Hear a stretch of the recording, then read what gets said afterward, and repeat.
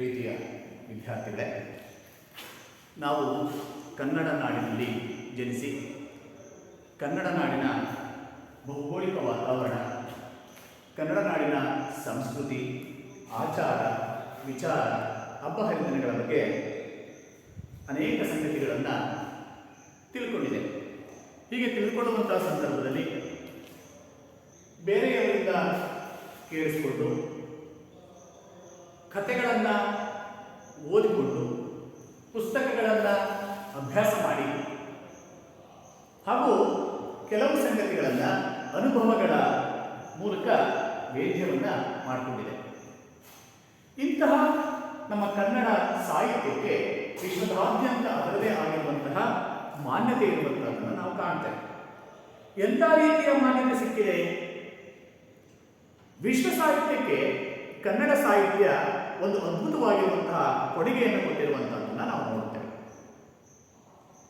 ಹಾಗಾದರೆ ಅಂತ ಅದ್ಭುತವಾಗಿರುವಂತಹ ಕೊಡುಗೆಯನ್ನು ವಿಶ್ವ ಸಾಹಿತ್ಯಕ್ಕೆ ಕನ್ನಡ ಸಾಹಿತ್ಯ ಏನನ್ನು ಕೊಟ್ಟಿದೆಯಪ್ಪ ಅಂದರೆ, 12ನೇ ಶತಮಾನದ ಶ್ರೇಷ್ಠ ವಚನಕಾರರಿಂದ ರಚನೆಯಾಗಿರುವಂತಹ ವಚನ ಸಾಹಿತ್ಯ ಎನ್ನುವಂಥದ್ದನ್ನು ವಿಶ್ವ ಸಾಹಿತ್ಯಕ್ಕೆ ಅದು ಕೊಡುಗೆಯಾಗಿ ಕೊಟ್ಟಿರುವಂತಹದ್ದನ್ನು ನಾವು ನೋಡ್ತಾ ಹೋಗ್ತೇವೆ. ವಚನ ಸಾಹಿತ್ಯ, ವಚನ ಅಂದರೆ ಏನು? ವಚನ ಅಂದರೆ ಎರಡು ಅರ್ಥ ಬರುತ್ತೆ. ವಚನ ಅಂದರೆ ಭಾಷೆಯನ್ನು ಕೊಡು, ಇನ್ನೊಂದು ವಚನ ಅಂದರೆ ಮಾತು. ಭಾಷೆಯನ್ನು ಕೊಡು ಅಂದರೆ ನುಡಿದಂತೆ ನಡೆ, ನಡೆದಂತೆ ನುಡಿ ಎನ್ನುವಂಥ ಒಂದು ಮಾತು. ಹಾಗೆಯೇ ಮಾತು ಅಂದರೆ ಇನ್ನೊಬ್ಬರ ಮನಸ್ಸಿಗೆ ನೋವಾದಂತಹ, ಅನ್ಯರು ಕೇಳಿಸಿಕೊಂಡು ಅವುಗಳನ್ನು ಮೆಚ್ಚಿಕೊಳ್ಳುವಂತಹ ಮಾತುಗಳನ್ನು ಹಾಡಬೇಕು ಎನ್ನುವಂಥದ್ದು ಅದರ ಅರ್ಥ. ಅಂದರೆ ಕನ್ನಡಿಗರಿದ್ದೀವಲ್ಲ ನಾವು,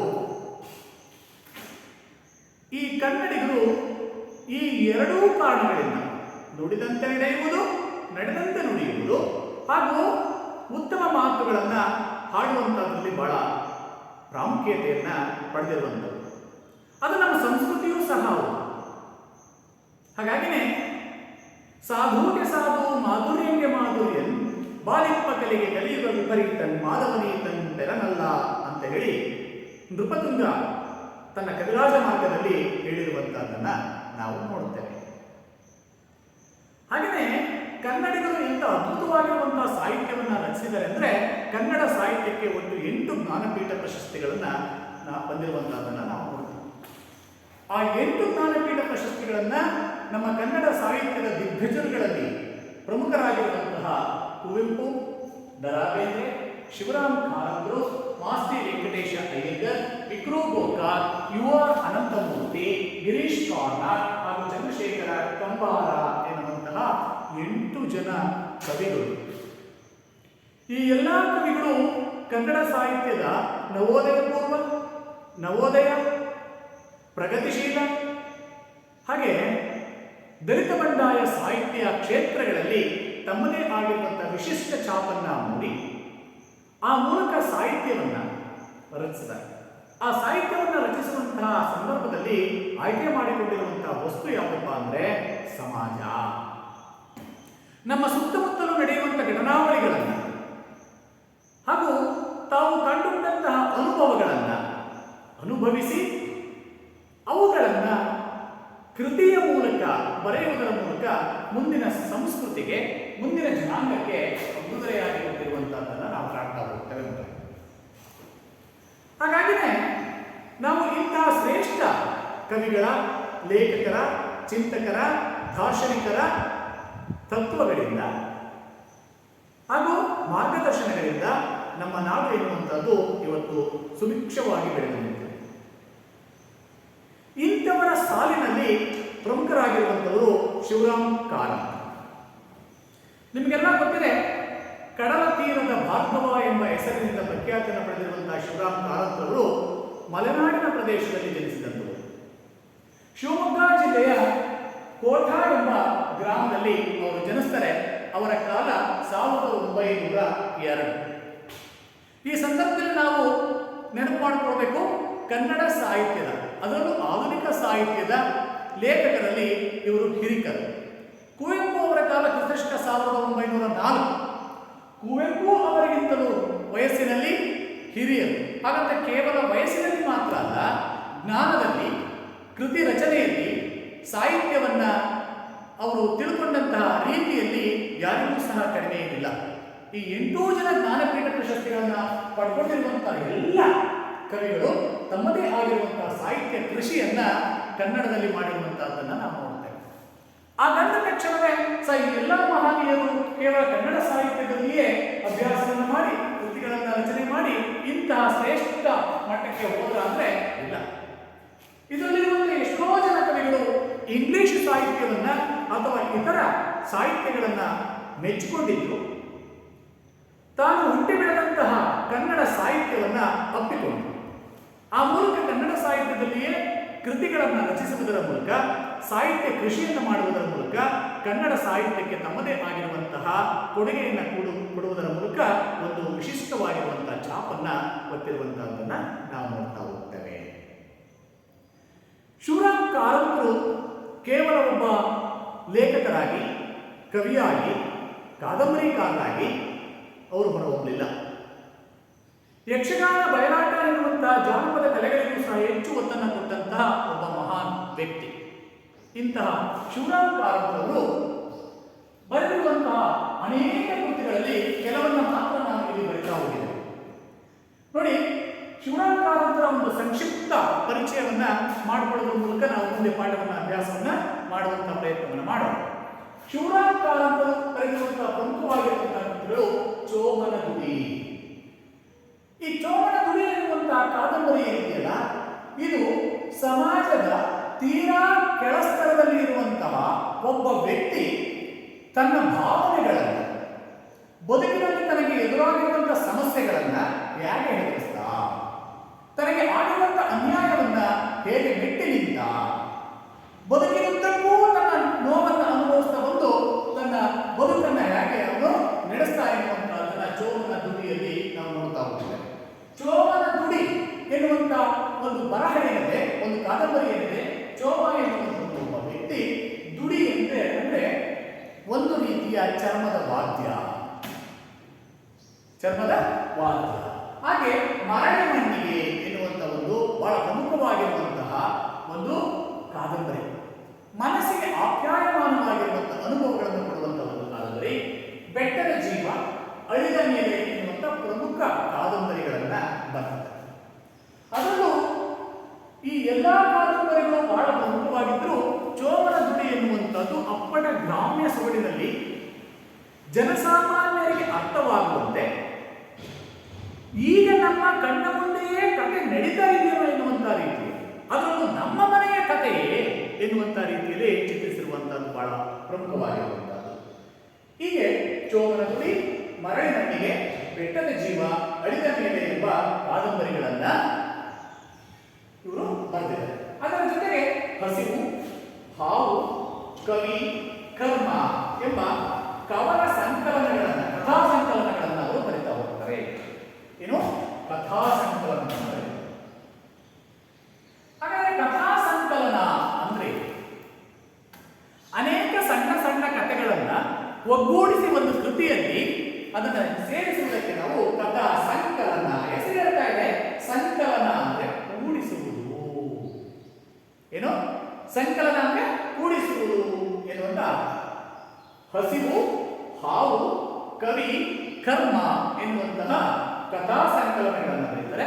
ಹಾಗೆ ರಾಷ್ಟ್ರಗೀತ ಸುಧಾಕರ ಮತ್ತು ನೀರುಗತೆಗಳು, ರಾಷ್ಟ್ರಗೀತ ಸುಧಾಕರ ಮತ್ತು ನೀರುಗತೆಗಳು. ನೀರುಗತೆಗಳು ಅಂದ್ರೆ ದೊಡ್ಡದಾಗಿರುವಂತಹ ಕಥೆಗಳನ್ನು ಸಹ ಬರೆದಿದ್ದಾರೆ. ಸಮಾಜದಲ್ಲಿ ಇರುವಂತಹ ವ್ಯಕ್ತಿಗಳನ್ನು ಕುರಿತು ಬರೆದಂತಹ ಒಂದು ಕವನಗಳು, ಅವುಗಳನ್ನು ಕವನ ಸಂಕಲನಗಳು ಅಂದ್ರೆ ರಾಷ್ಟ್ರಗೀತ ಸುಧಾಕರ ಮತ್ತು ನೀರುಗತೆಗಳು ಎನ್ನುವಂತಹ ಒಂದು ಪುಸ್ತಕದಲ್ಲಿ ಅನೇಕ ಕವನಗಳು ಎನ್ನುವಂತಹದ್ದನ್ನ ನಾವು ನೋಡ್ತಾ ಹೋಗ್ತೇವೆ. ಅದು ಕವನ ಸಂಕಲನ. ಅದರ ಜೊತೆಗೆ ನಾಟಕ, ಹರಟೆ, ಬಾಲ ಸಾಹಿತ್ಯ, ವಿಜ್ಞಾನ ಸಾಹಿತ್ಯ, ನಿಘಂಟು, ಅಬುವಿನಿಂದ ಬರಮಾಗೆ, ಅಪೂರ್ವ ಪಶ್ಚಿಮ, ಅರಸಿಕರಲ್ಲ, ಪಾತಾಳಕ್ಕೆ ಪಯಣ ಮತ್ತು ಪ್ರವಾಸ ಕಥನಗಳು ಎನ್ನುವಂತಹ ಕೃತಿಗಳನ್ನ, ಎಂಥ ಕೃತಿಗಳು? ಪ್ರವಾಸ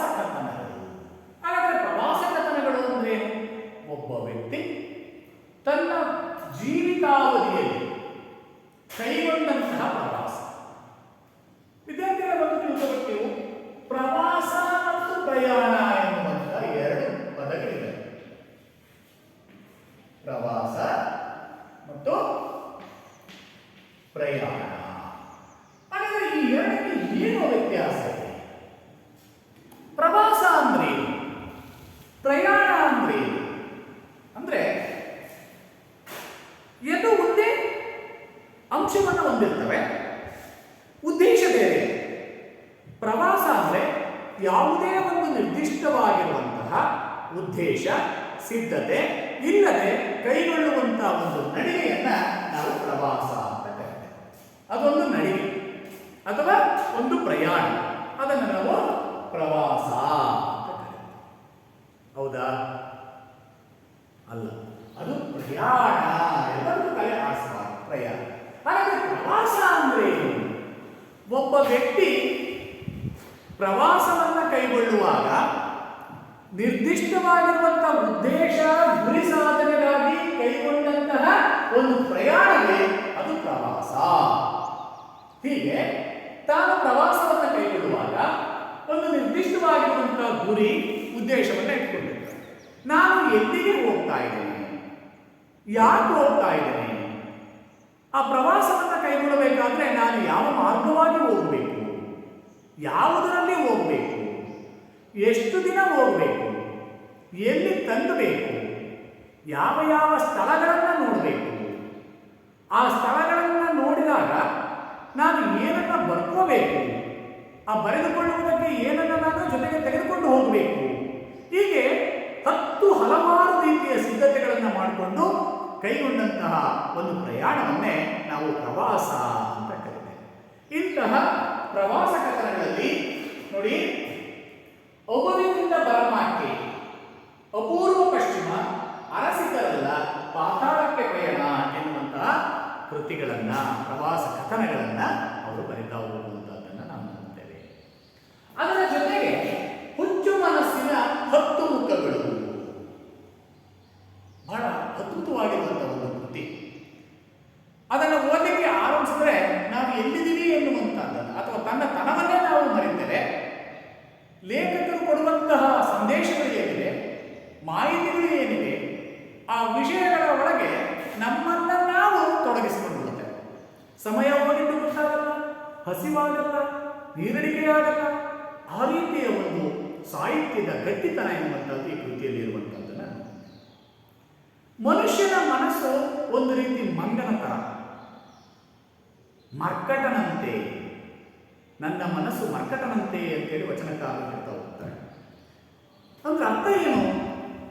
ಯಾವುದೋ ಒಂದು ಕೆಲಸವನ್ನು ಮಾಡುವಾಗ ಇನ್ನೇನೋ ಆಲೋಚನೆಯನ್ನು ಮಾಡುವಂಥದ್ದು, ಯಾವುದೋ ಆಲೋಚನೆಯನ್ನು ಮಾಡುವಂತಹ ಕೆಲಸವನ್ನು ಬಿಟ್ಟು ಇನ್ಯಾವುದೋ ಒಂದು ಅವಾಂತರವನ್ನು ಮಾಡಿಕೊಳ್ಳುವಂಥದ್ದು. ಈ ರೀತಿಯಾಗಿ ನನ್ನ ಮನಸ್ಸು ಹೇಗಿರ್ತದೆ, ನನ್ನ ಮನಸ್ಸು ಅಂದರೆ ಕೇವಲ ಕವಿಯ ಮನಸ್ಸಲ್ಲ, ಸಮಾಜದಲ್ಲಿರುವಂತಹ ಜನರ ಮನಸ್ಸುಗಳನ್ನು ಕುರಿತು ಅಲ್ಲಿ ಅವರು ಪ್ರಾತಿನಿಧಿಕವಾಗಿ ಹೇಳುವಂತಹದ್ದನ್ನು ಸಹ ನಾವು ತಿಳ್ಕೋಬೇಕಾಗ್ತದೆ. ಇಂಥ ಒಂದು ಆತ್ಮಕಥನವನ್ನು ಬರೀತಾರೆ. ಹಾಗಾದ್ರೆ ಆತ್ಮಕಥೆ ಅಂದರೆ ಆತ್ಮಕಥೆ ಅಂದರೆ ಒಬ್ಬ ವ್ಯಕ್ತಿ ತನ್ನ ಜೀವಿತಾವಧಿಯಲ್ಲಿ ತನ್ನ ಅನುಭವಗಳನ್ನು ತಾನೇ ದಾಖಲಿಸಿಕೊಂಡಂತಹ ಒಂದು ಪ್ರಕಾರವನ್ನು ಆತ್ಮಕಥೆ ಅಂತ ಕರೀತೇವೆ.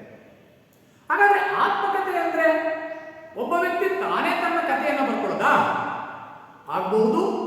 ಅಥವಾ ಇನ್ನೊಬ್ಬರ ವ್ಯಕ್ತಿಯ ಜೀವನವನ್ನ ತುಂಬಾ ಹತ್ತಿರದಿಂದ ಕಂಡು ಅವರ ಒಡನಾಟವನ್ನು ಬೆಳೆಸಿಕೊಂಡಿದ್ದು, ಅವರ ಅನುಭವಗಳನ್ನು, ಅವರ ವ್ಯಕ್ತಿತ್ವವನ್ನು, ಅವರ ಜೀವಿತಾವಧಿಯಲ್ಲಿ ಅವರು ಮಾಡಿದಂತಹ ಸಾಧನೆಗಳನ್ನು ಇನ್ನೊಬ್ಬರೂ ಸಹ ಆತ್ಮಕಥೆಯನ್ನ ಬರೆಯಬಹುದು. ಅದು ಹೇಗೆ?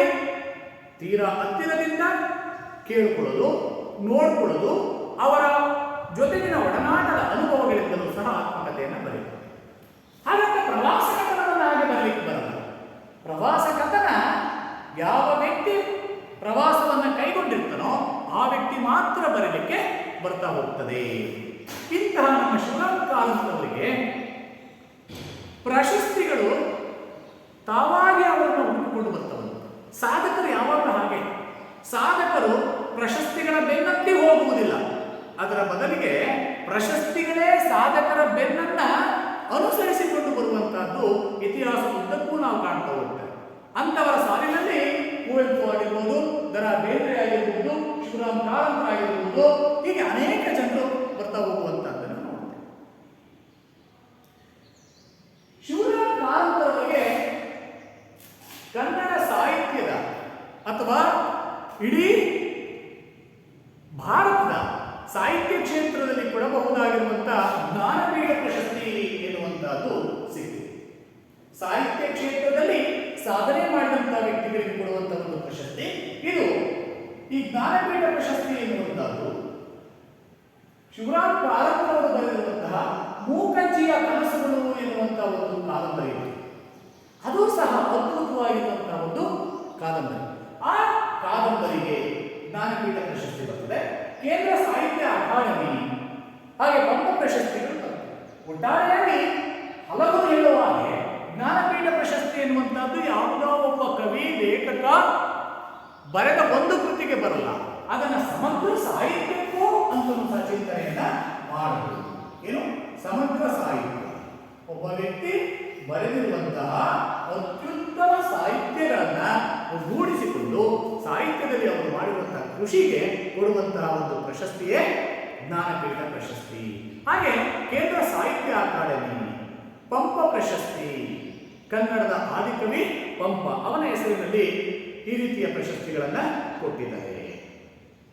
ಈ ಎಲ್ಲ ಪ್ರಶಸ್ತಿಗಳನ್ನ ಶಿವರಾಮ್ ಕಾರಂತರು ಪಡೆದಿದ್ದಾರೆ ಎನ್ನುವಂತಹದ್ದು ತುಂಬಾ ಸಂತೋಷದ ವಿಚಾರ. ಹಾಗಾದ್ರೆ ಇದಿಷ್ಟು ಕಲಿಕಾವ್ಯ ಪರಿಚಯ. ಪರೀಕ್ಷೆ ದೃಷ್ಟಿಯಿಂದ ನಿಮಗೆ 3 ಅಂಕಗಳು ಇರ್ತವೆ. ಈ 3 ಅಂಕಗಳನ್ನು ಪಡ್ಕೋಬೇಕು ಅಂದ್ರೆ ಈಗ ನಾವೇನು ಬೋರ್ಡ್ ಮೇಲೆ ಬರ್ತಿದೀವಲ್ಲ, ಈ ರೀತಿಯಾಗಿ ಬರೀಬಾರದು. ಗದ್ಯ ರೂಪದಲ್ಲಿ ನೀವು ಕವಿಕಾವ್ಯ ಪರಿಚಯವನ್ನ ಅಥವಾ ಲೇಖಕರ ಪರಿಚಯವನ್ನ ಬರೆದ್ರೆ ತುಂಬಾ ಚೆನ್ನಾಗಿರುತ್ತೆ. ಹಾಗಾಗಿ ನೀವ್ಯಾಕೆ ಸರ್ ಬರ್ತಿದ್ದೀರಾ ಎನ್ನುವಂತ ಆಲೋಚನೆ ನಿಮ್ಮ ಮನಸ್ಸಲ್ಲಿ ಬರಬಹುದು. ವಿದ್ಯಾರ್ಥಿಗಳ ಕಲಿಕೆಗೆ ಸುಲಭ ದಾರಿಯನ್ನು ಅನುಸರಿಸಿ ಕಲಿಸುವುದು ನಮ್ಮ ಒಂದು ಕರ್ತವ್ಯ. ಅಂದ್ರೆ ನೀವು ಆದಷ್ಟು ಸರಳವಾಗಿ ಸುಲಭವಾಗಿ ಮರೆಯದಂತೆ ಕಲಿಬೇಕು ಎನ್ನುವಂತಹ ಕಾರಣಕ್ಕೋಸ್ಕರ ಕೆಲವು ರಿಟನ್ ಪಾಯಿಂಟ್ಸ್ಗಳನ್ನು ನಾವು ಬರೀತಾ ಹೋಗ್ತೀವಿ. ನೀವು ಹೆಚ್ಚು ಅಂಕಗಳನ್ನು ಪಡಿಬೇಕು, ನಿಮ್ಮ ಬರವಣಿಗೆಯ ಶೈಲಿಯನ್ನು ವೃದ್ಧಿಸ್ಕೋಬೇಕು ಅಂದ್ರೆ ನೀವು ಮಾಡಬೇಕಾಗಿರುವಂತಹ ಮೊಟ್ಟ ಮೊದಲ ಕೆಲಸ ಏನಪ್ಪಾ ಅಂದ್ರೆ ನೀವು ಇದನ್ನ ವಿವರಿಸ್ತಾ ಹೋಗಬೇಕು, ಗದ್ಯ ರೂಪದಲ್ಲಿ ಬರೀತಾ ಹೋಗಬೇಕು. ಕನ್ನಡದ ಉತ್ತಮವಾಗಿರುವಂತಹ ಶಬ್ದಗಳನ್ನು ಆರಿಸಿಕೊಂಡು ಪದಗಳನ್ನ ಬಳಸಿಕೊಂಡು ವಾಕ್ಯಗಳ ರೂಪದಲ್ಲಿ ಅವುಗಳನ್ನು ವಿವರಿಸ್ತಾ ಹೋದಾಗ ಅದಕ್ಕೆ ತನ್ನದೇ ಆಗಿರುವಂತಹ ಒಂದು ಗಟ್ಟಿತನ ಎನ್ನುವಂತಹದ್ದು ಬರುತ್ತೆ. ಆ ಮೂಲಕ ಸಾಹಿತ್ಯವನ್ನ ರಚಿಸುವಂತಹ, ಸಾಹಿತ್ಯವನ್ನ ಓದುವಂತಹ ಒಂದು ಗುಣ ನಿಮಗೆ ಬೆಳೀತಾ ಹೋಗುತ್ತೆ. ಅದನ್ನ ಯಾಕೆ ಬರೀಬಹುದು ಸರ್ ಅಂತಂದ್ರೆ ಲೇಖಕರ ಪರಿಚಯ. ಲೇಖಕರ ಹೆಸರು ಶಿವರಾಮ್ ಕಾರಂತ. ಇವರಿಗೆ ಕೋಟಾ ಶಿವರಾಮ ಕಾರಂತರು ಎಂದು ಕರೆಯುತ್ತಾರೆ. ಇವರು ಹುಟ್ಟಿದ ಸ್ಥಳ ಉಡುಪಿ ಜಿಲ್ಲೆಯ ಕೋಟಾ ಎಂಬ ಗ್ರಾಮ. ಇವರು ಕ್ರಿಸ್ತಶಕ 1902ರಲ್ಲಿ ಜನಿಸುತ್ತಾರೆ. ಇವರು ಕನ್ನಡ ಸಾಹಿತ್ಯದ ಎಲ್ಲಾ ಪ್ರಕಾರಗಳಲ್ಲಿಯೂ ಸಾಹಿತ್ಯವನ್ನ ರಚಿಸಿದ್ದಾರೆ. ನವೋದಯ ಕಾಲದ ಪ್ರಮುಖ ಕವಿಗಳಲ್ಲಿ ಅಗ್ರಗಣ್ಯರಾಗಿದ್ದಾರೆ. ಇವರು ಬರೆದ ಪ್ರಮುಖ ಕೃತಿಗಳೆಂದರೆ ಚೋಮನ ನುಡಿ, ಮರಳಿ ಮಣ್ಣಿಗೆ, ಬೆಟ್ಟದ ಜೀವ, ಅಳಿದ ಮೇಲೆ ಮುಂತಾದ ಕಾದಂಬರಿಗಳನ್ನು ರಚಿಸಿರುತ್ತಾರೆ. ಕಾದಂಬರಿಗಳ ಜೊತೆಗೆ ಹಸಿವು, ಹಾವು, ಕವಿ, ಕರ್ಮ ಎಂಬ ಕಥಾ ಸಂಕಲನಗಳನ್ನು, ರಾಷ್ಟ್ರಗೀತ ಸುಧಾರಕ ಮತ್ತು ನೀಳ್ಗತೆಗಳು ಎಂಬ ಕವನ ಸಂಕಲನಗಳನ್ನು, ನಾಟಕ, ಹರಟೆ, ಬಾಲ ಸಾಹಿತ್ಯ, ವಿಜ್ಞಾನ ಸಾಹಿತ್ಯ, ನಿಘಂಟು ಎನ್ನುವಂತಹ ಸಾಹಿತ್ಯದ ಜೊತೆಗೆ ಅಬುವಿನಿಂದ ಬರಮಾಕೆ, ಅಪೂರ್ವ ಪಶ್ಚಿಮ, ಅರಸಿಕ ಅಲ್ಲ, ಪಾತಾಳಕ್ಕೆ ಪಯಣ ಮತ್ತು ಪ್ರವಾಸ ಕಥನಗಳನ್ನ ಶ್ರೀಯುತರು ಬರೆದಿದ್ದಾರೆ. ಇವುಗಳ ಜೊತೆಗೆ ಹುಚ್ಚು ಮನಸ್ಸಿನ 10 ಮುಖಗಳು ಎಂಬ ಆತ್ಮಕಥನವನ್ನು ಇವರು ಬರೆದಿದ್ದಾರೆ. ಕೇವಲ ಸಾಹಿತ್ಯ ಕ್ಷೇತ್ರದಲ್ಲಿ ಮಾತ್ರ ಕೃಷಿಯನ್ನ ಮಾಡದೆ ಶಿವರಾಮ್ ಕಾರಂತರು ಯಕ್ಷಗಾನ ಮತ್ತು ಬಯಲಾಟ ಮುಂತಾದ ವಿಚಾರಗಳನ್ನು ಕುರಿತು ಸಾಹಿತ್ಯವನ್ನು ರಚಿಸಿದ್ದಾರೆ. ಇವರ ಸಾಹಿತ್ಯ ಕ್ಷೇತ್ರದ ಕೊಡುಗೆಯನ್ನು ಮೆಚ್ಚಿ ಅನೇಕ ಪ್ರಶಸ್ತಿಗಳು ಸಂದಿವೆ. ಅವುಗಳೆಂದರೆ ಜ್ಞಾನಪೀಠ ಪ್ರಶಸ್ತಿ, ಕೇಂದ್ರ ಸಾಹಿತ್ಯ ಅಕಾಡೆಮಿ ಪ್ರಶಸ್ತಿ, ಪಂಪ ಪ್ರಶಸ್ತಿ ಎನ್ನುವಂಥವು ದೊರೆತಿವೆ. ಹಾಗೆ ಕನ್ನಡ ಸಾಹಿತ್ಯ ಸಮ್ಮೇಳನದ ಅಧ್ಯಕ್ಷರಾಗಿಯೂ ಸೇವೆಯನ್ನು ಸಲ್ಲಿಸಿದ್ದಾರೆ ಎನ್ನುವಂತಹ ಮಾತುಗಳನ್ನು ನೀವು ಬರೆಯಬೇಕಾಗಿದೆ. ಅರ್ಥ ಆಗಿದೆ ಅಂತ ಅಂದ್ಕೊಂಡಿದ್ದೀನಿ. ಆದರೂ ಸಹ ನಿಮ್ಮ ಪುಸ್ತಕದಲ್ಲಿ ಇರುವಂತಹ ವಿಚಾರವನ್ನು ಮತ್ತೊಮ್ಮೆ ನಾನು ಹೇಳ್ತೇನೆ. ಪುಸ್ತಕವನ್ನು ನೋಡಿ. ನಿಮ್ಮ ಪುಸ್ತಕದಲ್ಲಿ ಹೇಗೆ ಗದ್ಯ ರೂಪದಲ್ಲಿ ಇದೆಯೋ ಹಾಗೆ ನಿಮ್ಮ ನೋಟ್ ಪುಸ್ತಕಗಳಲ್ಲಿ ಅದನ್ನು ಬರ್ಕೊಂಡು ತದನಂತರ ನೀವು ಅದನ್ನು ಚೆನ್ನಾಗಿ ಅಭ್ಯಾಸವನ್ನು ಮಾಡಿಕೊಂಡ್ರೆ ಪರೀಕ್ಷೆಯಲ್ಲಿ ನಿಮಗೆ ಸುಲಭವಾಗಿ 3 ಅಂಕಗಳನ್ನು ಗಳಿಸಲಿಕ್ಕೆ ಸಾಧ್ಯ ಆಗ್ತದೆ. ಶಿವರಾಮ್ ಕಾರಂತರು ಕ್ರಿಸ್ತಶಕ 1902ರಲ್ಲಿ ಉಡುಪಿ ಜಿಲ್ಲೆಯ ಕೋಟಾದಲ್ಲಿ ಜನಿಸಿದರು. ನಿಮಗೆಲ್ಲ ಅರ್ಥ ಆಗಿದೆ ಅಂತ ಅಂದ್ಕೊಂಡಿದ್ದೀನಿ. ಸುಮ್ಮನೆ ಕಾಲ ವ್ಯಯ ಮಾಡೋದು ಬೇಡ, ಮುಂದಕ್ಕೆ ಹೋಗೋಣವಾಗಂದ್ರೆ ಓಕೆ. ಪ್ರಕೃತ ಇವರು ಬರೆದಿರುವಂತಹ ಒಂದು ಪ್ರವಾಸ ಕಥನ ಬೆಳಗಿನ ತಾಣ ಜಯಪುರ. ಅಂದ್ರೆ ಬೆಳಗಿನ ತಾಣ ತುಂಬಾ ಸೊಗಸಾಗಿ ಕಾಣುವ, ಆಶ್ಚರ್ಯಚಕಿತವಾಗಿ ನೋಡಬಹುದಾಗಿರುವಂತಹ ಜಾಗಗಳಲ್ಲಿ ಈ ಒಂದು ಬೆಳಗಿನ ತಾಣ ಜಯಪುರ ಎನ್ನುವಂತಹದ್ದು ಬಹಳ ಪ್ರಮುಖವಾಗಿರುವಂತಹದ್ದು. ಈ ಒಂದು ಪಠ್ಯಭಾಗವನ್ನ ಶ್ರೀಯುತರು ಬರೆದಿರುವಂತಹ ಕನ್ನಡ ಮತ್ತು ಸಂಸ್ಕೃತಿ ಇಲಾಖೆಯು ಹೊರತಂದಿರುವ ಶಿವರಾಮ್ ಕಾರಂತರ ಸಾಹಿತ್ಯ ಶ್ರೇಣಿಯ ಸಂಪುಟ 32 ಭಾಗ 2 ಗ್ರಂಥದ ಅಬುವಿನಿಂದ ಬರಮಾಕೆ ಎಂಬ ಭಾಗದಿಂದ ಆರಿಸಿ ಸಂಪಾದಿಸಿ ನಿಮಗಾಗಿ ನಿಗದಿಪಡಿಸಲಾಗಿದೆ. ಅರ್ಥ ಆಯ್ತಾ? ಸರಿ, ಹಾಗಾದ್ರೆ ಈ ಬೆಳಗಿನ ತಾಣ ಜಯಪುರ ಪ್ರವಾಸ ಕಥನದ ಒಂದು ಆಶಯ ಭಾವ ಏನು? ಇಡೀ ಈ ಪಾಠ ಏನನ್ನ ಹೇಳಲಿಕ್ಕೆ ಹೊರಟಿದೆ ಅಂತ ನೋಡೋದಾದ್ರೆ, ಬೆಳಗಿನ ತಾಣ ಜಯಪುರ ಪಠ್ಯಭಾಗದಲ್ಲಿ ಭಾರತದ ಐತಿಹಾಸಿಕ ಹಾಗೂ ಸಾಂಸ್ಕೃತಿಕ ನಗರಗಳಲ್ಲಿ ಒಂದಾದ ಜಯಪುರದ ಅಂದ ಚಂದ, ಅಲ್ಲಿನ ಜನರ ಉಡುಗೆ ತೊಡುಗೆ, ಐತಿಹಾಸಿಕ ವೈಭವ, ಜಾನಪದ ಕಲೆಗಳ ಸೊಗಸು ಮೊದಲಾದ ವಿಚಾರಗಳ ಬಗ್ಗೆ ಲೇಖಕರು ತಿಳಿಸಿದ್ದಾರೆ.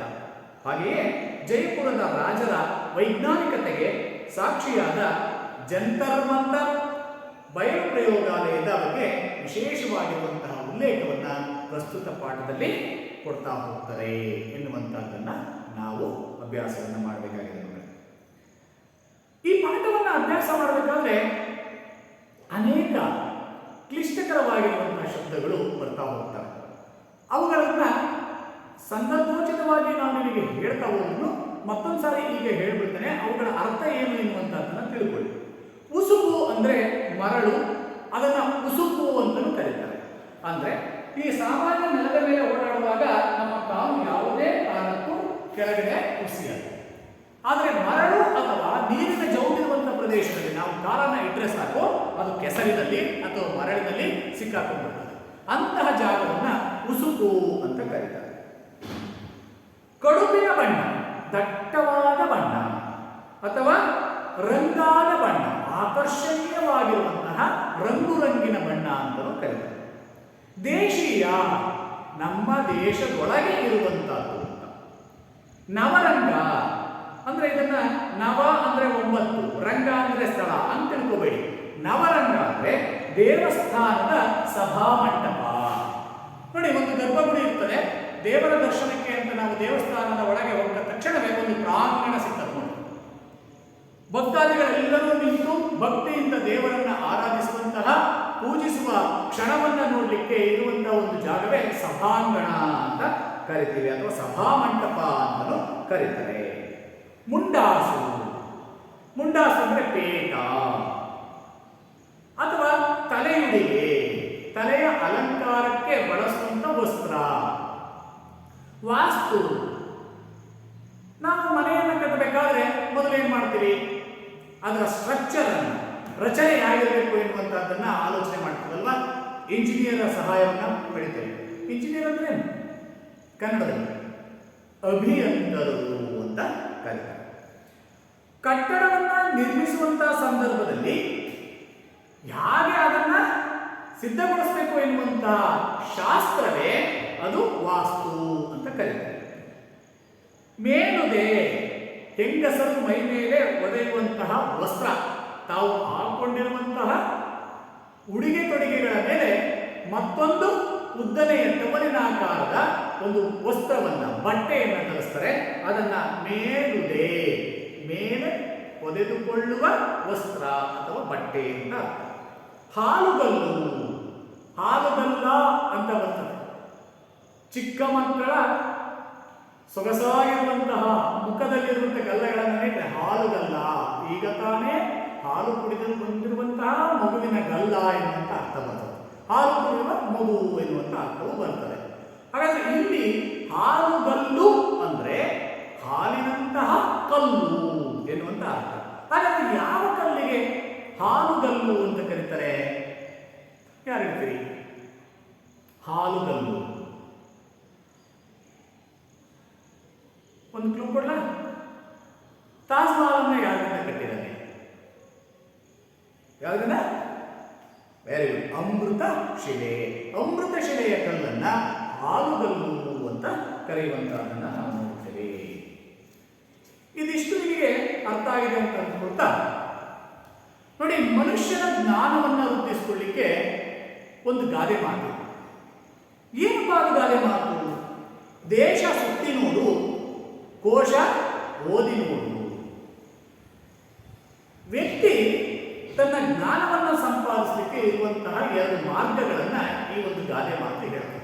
ಏನಂತ? ದೇಶ ಸುತ್ತಿ ನೋಡು, ಕೋಶ ಓದಿ ನೋಡು. ಅಂದ್ರೆ ನಿನ್ನ ಜ್ಞಾನವನ್ನ ವಿಸ್ತರಿಸಿಕೊಳ್ಬೇಕಾದ್ರೆ,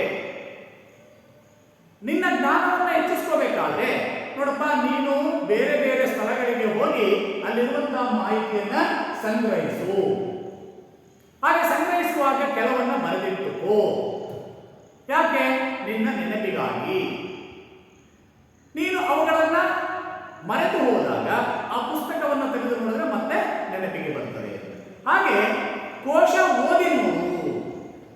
ಇಂಥ ಮಹನೀಯರು ಬರೆದಿರುವಂತಹ ಕೃತಿಗಳನ್ನ ಓದುವುದರ ಮೂಲಕ ನೀನು ಜ್ಞಾನವನ್ನು ವಿಸ್ತಾರವನ್ನು ಮಾಡ್ಕೋಬಹುದು ಎನ್ನುವಂತಹ ಮಾತನ್ನ ಇಲ್ಲಿ ಹೇಳ್ತಾರೆ. ಇದು ಬಹಳ ಸರಿ ಇರುವಂತಹ ಮಾತು. ವ್ಯಕ್ತಿ ನೇರವಾಗಿ ಏನನ್ನೂ ಸಹ ಸಂಪಾದಿಸಲಿಕ್ಕೆ ಬರಲ್ಲ. ಅದಕ್ಕೆ